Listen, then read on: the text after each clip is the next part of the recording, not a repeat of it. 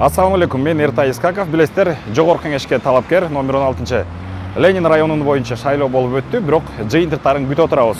Азыр эле Дамира Ниязалиеванын талапкерлигин Центр избирком Шайылдабекова Нуржан айым маалымат бергенге жараша 11 циктин мүчөсү жокко чыгарышты.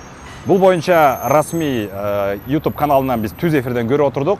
Бул деген эмне? Бул деген талапкер 27 номердеги Дамира Ниязалиева подкуп боюнча кармалып, ага көрсөтмө берген түзмө-түз ошол жерде ордунан ошол уюштурулган топтун ичиндеги адамдар тууралуу маалымат берген түзмө-түз бир канча адамдар бар экен.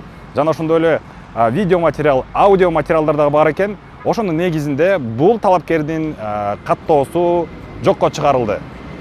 Демек, ал депутат болбой калды. Жана ошондой эле подкуп менен алынган добуштар, анын ичинде жалпы 6000 добушу жокко чыгарылып, алардын бюллетендери жараксыз деп табылды.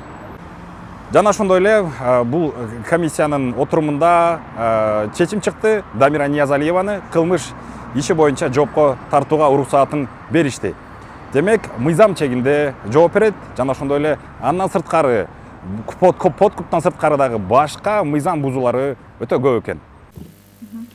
Первое. Отменить регистрацию кандидата в депутаты Жогорку кеңеша по Ленинскому одномандатному избирательному округу номер 26 Ниязалиевой Дамиры Абаскановны за нарушение требований части 3 статьи 28 Конституционного закона Кыргызской Республики о выборах президента и депутатов Жогорку кеңеша Кыргызской Республики. Второе. Удовлетворить ходатайство Следственной службы МВД Кыргызской Республики о даче согласия на привлечение к уголовной ответственности кандидата в депутаты Жогорку кеңеша по Ленинскому одномандатному избирательному округу Ниязалиевой Дамиры Абаскановны. И получается третье, да? Опубликовать настоящее решение на официальном сайте Центральной избирательной комиссии и контроль за исполнением настоящего решения возложить на заместителя председателя Центральной избирательной комиссии.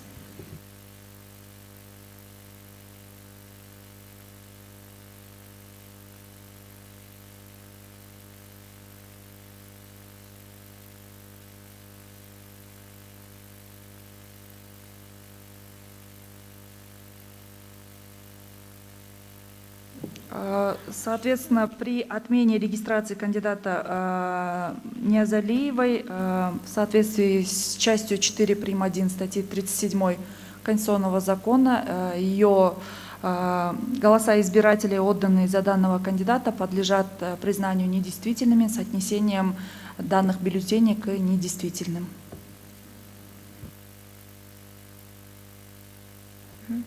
Да, тогда я думаю, что обязательно это должно быть учтено, да, как мы уже обсуждали, на основе статьи 37 голоса Центральная избирательная комиссия вправе признать итоги голосования по конкретному кандидату недействительными, да, поскольку подкуп у нас всегда относится к нарушениям, которые влияют на волеизъявление избирателей. Я думаю, здесь полностью обоснованно будет, если мы в комплексе примем такое решение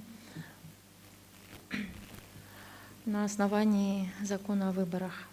Да, урматтуу коллегалар, айтылган чечим долбоору боюнча кимде кандай толуктоолор же сунуштар болот? Тактоолор.